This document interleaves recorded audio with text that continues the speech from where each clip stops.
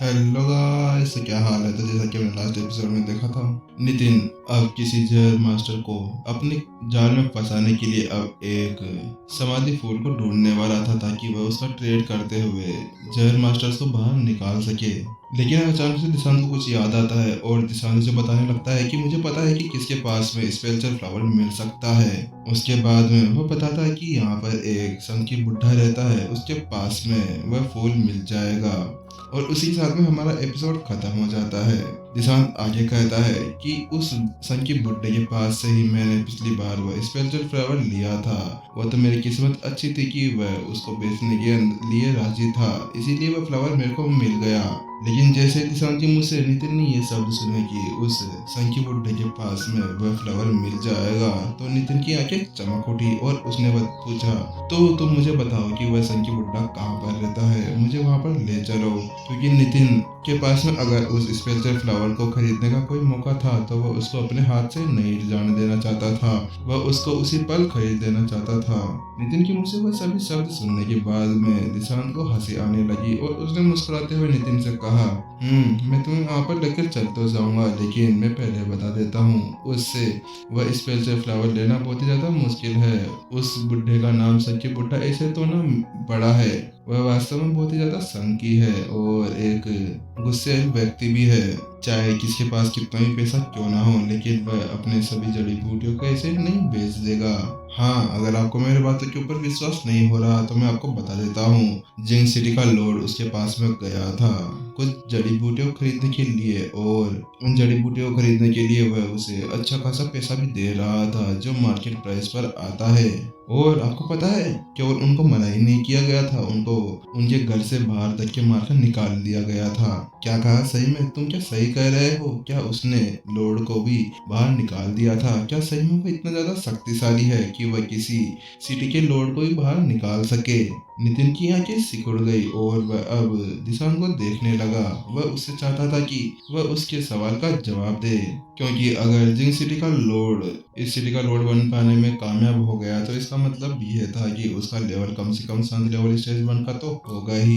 तो इसको देखते हुए ऐसा ही लगता है कि संख्या बुड्ढे का लेवल कम से कम संत लेवल स्टेज 2 के ऊपर होना चाहिए, तभी तो वह लॉर्ड को अपने घर से बाहर निकाल जाएगा। लेकिन नितिन की उन सभी बातों को सुनने के बाद में दिशांत कहता है, नहीं नहीं, उसका लेवल इतना नहीं है, वह भी संत लेवल स्टेज 1 के जितना ही है। लेकिन उससे अलग ये है कि उसके पास में संत लेवल स्टेज 2 का एक बीस्ट है। दिशांत ने नितिन को उत्तर दिया।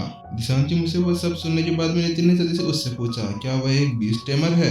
लेकिन नितिन को समझ नहीं आ रहा था, क्योंकि एक संत जानवर को काबू करना पहले से बहुत ज्यादा मुश्किल था, ऊपर से उसने संत लेवल स्टेज 2 के एक बीस्ट को अपने काबू में किया हुआ था, वो भी संत लेवल स्टेज 1 पर होने के बाद में। और ये वास्तव में एक प्रभावशाली उपलब्धि थी, क्योंकि सभी को पता था कि मास्टर टीचर अकेडमी के स्कूल हेड उत्कर्ष भी अपने लेवल पर होने के बाद में भी वह संत लेवल स्टेज 2 के एक बीस्ट को अपने काबू में नहीं कर पाएंगे। इसी बात पे तो नितिन को हैरान कर दिया गया था। नितिन की बात सुनते हुए दिशांत ने सोच विचार किया और कहा, मुझे इसके बारे में पूरा नहीं पता, लेकिन वह बीस्ट उस संकी बुड्ढे की सारी बातें मानता है और वह जैसा जैसा कहता है वो वैसा वैसा ही करता रहता है। अगर कोई वहां पर जाकर कोई परेशानी पैदा करने की कोशिश करता है तो वो बीस्ट उसको उस घर से बाहर निकाल देता है। और यहाँ तक कि मैं भी यहाँ जिंग सिटी का इतना ज्यादा पावरफुल व्यक्ति होने के बाद में मैं भी उसका कुछ नहीं कर सकता। दिशांत की वो सभी बातें सुनने के बाद में नितिन सोचे बिना नहीं रह सका कि आखिरकार वह संकी बुड्ढा करना क्या चाहता है, क्योंकि वह इतने सारी कलाकृतियां और जड़ी बूटियों को केवल इकट्ठा ही कर रहा है, और यहाँ तक कि कोई अगर उसको खरीदने के लिए आता भी है तो वह उनको नहीं बेचता, इसके बदले वह उनको बाहर निकाल देता है। ऐसा तो कोई करता नहीं है, क्योंकि अगर कोई उन सभी चीजों को इकट्ठा करता है तो केवल वह उनके ऊपर लाभ उठाने के लिए ही, क्योंकि अगर वह उनके एक बार इकट्ठा कर लेगा और उनकी कम संख्या होगी तो उनकी रेट ऑटोमेटिकली बढ़ जाएगी, और उससे अलग ये उनको बेचने की जगह अपने पास ही संभाल कर रखा हुआ है। उन सभी बातों को सोच विचार करने के बाद में नितिन ने दिशांत से कहा, मुझे एक बार वहां पर ले चलो, मैं भी देखना चाहता हूँ कि आखिरकार ये संकी बुड्ढा दिखता कैसे है। चाहे से वह बुढ़ा कितना ज्यादा संकीर्ण क्यों ना हो, लेकिन नितिन को भी पता था कि वह उसके सामने कुछ भी नहीं था। वह चाहे कुछ भी कर कर उससे वह फ्लावर ले ही लेगा, क्योंकि नितिन के पास में हमेशा से कोई ना कोई आइडिया रहा करता था। तो इस बार भी नितिन अपना दिमाग चलाकर उस फ्लावर को कैसे भी ले ही लेगा, बस उससे एक बार वह मिल तो ले। क्योंकि नितिन ने उससे पहले ही बहुत से ऐसे संकियों को देखा था जो अपनी चीजों को बेचना नहीं चाहते थे, लेकिन फिर भी वह उनसे उन चीजों को कैसे भी कर ले ही लेता था, जैसे कि कबीर को ही ले लो। और अभी नितिन के पास में कोई और चारा भी नहीं था। अभी तो केवल उसको वो फ्लावर ही चाहिए था, चाहे से उसके लिए उसको कुछ भी करना क्यों ना पड़े, क्योंकि उसको उन सभी जेल मास्टर्स को बाहर निकालने के लिए कुछ ना कुछ तो करना ही होगा। और उसके लिए वह एक ही फ्लावर था जिसका वह यूज कर सकता था।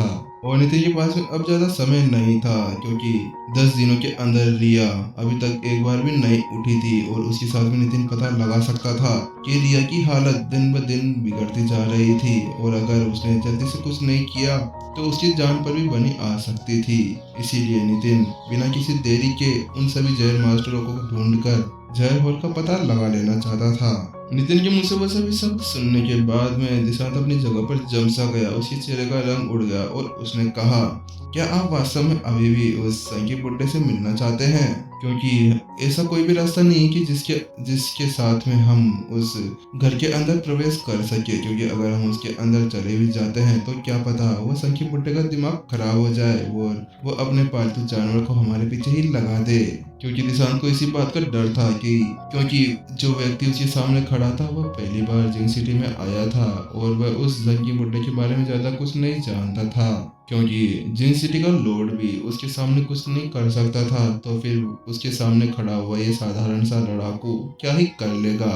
और इसके अलावा मैं खुद वहां पर अपनी इतनी ज्यादा पावरफुल बैकग्राउंड के साथ में वहां पर गया था, क्योंकि उस संकी बुड्ढे के पास में बहुत सारी कलाकृतियां थी, लेकिन उसने तो मुझे घर के अंदर दोबारा कुछ नहीं दिया।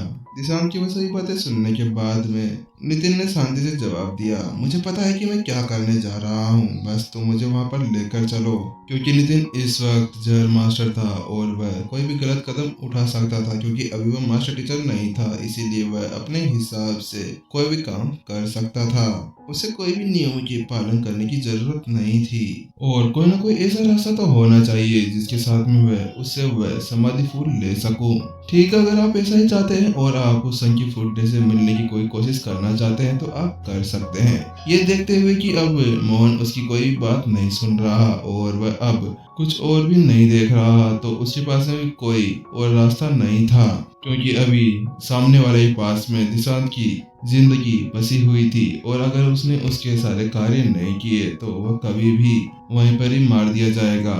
जैसे ही वह दोनों संकी बुड्ढे से मिलने के लिए उस कमरे से बाहर निकले, उन दोनों को बाहर आते देख रियान उनकी तरफ बढ़ा, लेकिन रियान ने जैसा ही देखा कि वह दोनों कैसे हंसते हुए बाहर आ रहे हैं, तो रियान को कुछ समझ नहीं आ रहा था, क्योंकि उसने सोचा था कि उसका बॉस अब उस संकी बुड्ढे को मारने वाला है, लेकिन उससे अलग वह तो उसके बॉस को पीछे पीछे लेकर कहीं पर जा रहा था। लेकिन इससे अलग अभी दिशांत के पास में कोई और रास्ता नहीं था कि वह किसी तरह से रियान को कुछ समझा सके और नितिन को मारने के लिए कोई व्यक्ति भेज सके, ताकि वह अलग अलग दिशा से आकर उसको वहीं पर ही निपटा ले। लेकिन वह ऐसा कुछ नहीं कर सकता था, क्योंकि अगर उन्होंने नितिन को मार दिया तो वह उससे कैसे जहर का कोई एंटीडोट ले सकेंगे। इसीलिए उसने ऐसा कोई कदम उठाने का नहीं सोचा, क्योंकि अगर जहर मास्टर को इतनी आसानी से मारा जा सकता तो कब का ही मास्टर टीचर्स उनको मार गिराते और उनका पूरा अस्तित्व ही इस दुनिया से खत्म हो जाता। जहर मास्टर को इसीलिए तो जाना चाहता है क्योंकि वह इतने ज्यादा खतरनाक थे और उनके जहर के सामने मास्टर टीचर्स में नहीं टिक पाते थे। संकी बुड्ढे का वह घर क्लाउड कॉर्नर से ज्यादा दूर नहीं था, इसीलिए उनको वहां पर पहुंचने में ज्यादा टाइम नहीं लगा।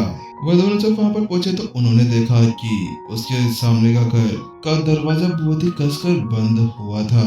आसपास का एरिया में ठंडी हवाएं चल रही थी और बिल्कुल सुनसान एरिया था। उसके बाहर लिखा हुआ था, यहाँ पर किसी का भी आना मना है, यहाँ पर कृपया कोई भी न आए। उस घर को देखने के बाद में कोई भी ये नहीं बता सकता था कि उस घर के अंदर एक सम्मानित लड़ाकू रहता है। फिर नितिन जल्दी से हवा के अंदर चला गया और उसने कहा, दिशांत जल्दी से दरवाजे को खटखटाओ। लेकिन नितिन के मुंह से वो सभी शब्द सुनने के बाद में दिशांत ने कहा, क्या ऐसे ही? क्या आप यहाँ पर कोई विजिटिंग स्क्रॉल नहीं भेजेंगे? क्योंकि सबसे पहले हमें उनको बताना तो चाहिए था कि हम यहाँ पर आ रहे हैं। क्या आप ऐसे ही उनके घर के सामने आकर नॉक नॉक करने लगेंगे? क्या वास्तव में आप ऐसा सोचते हैं कि हम ऐसे नॉक नॉक करते करते उस घर के अंदर घुस पाएंगे? क्या मैंने आपको बताया नहीं था कि सामने वाला संकी बूढ़ा कितना ज्यादा गुस्सैल है, और अगर हम इस तरह की कोई हरकत करते हैं तो शायद हमारे ऊपर कोई मुसीबत भी आ सकती है। दिशांत की वह सभी आर्ग्यूमेंट्स को सुनते हुए नितिन ने कहा, मैंने जैसा कहा वैसा करो, बस तुम दरवाजे को खटखटाओ।